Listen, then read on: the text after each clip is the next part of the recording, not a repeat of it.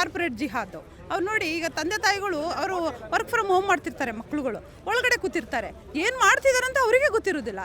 ಆ ತಾಯಿ ಆದಾಗ ಮೊನ್ನೆ ಆದಂತಹ ಇದರಲ್ಲಿ ನೋಡಿದ್ಲು. ಯಾಕಂದರೆ ಮಗಳು ಬೆಳಗ್ಗೆ ಊಟ ಮಾಡದೆ ಅರ್ಲಿ ಮಾರ್ನಿಂಗ್ ಊಟ ಮಾಡ್ತಾ ಇದ್ಲು, ಬುರ್ಕಾ ಹಾಕೊಂಡು ತನ್ನ ಫೋಟೋಗಳನ್ನ ಕಳಿಸ್ತಾ ಇದ್ಲು.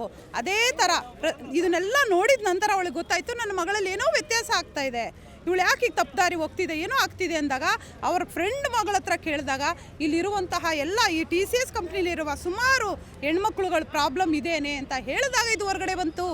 ಇದರ ಅಲ್ಲ ಅಂದರೆ ಯಾರಿಗೂ ಕೂಡ ಈ ಲಾಗ್ತಿರೋ ವ್ಯವಸ್ಥಿತ ಸಂಚು ಯಾರಿಗೂ ಗೊತ್ತಾಗ್ತಾ ಇರಲಿಲ್ಲ.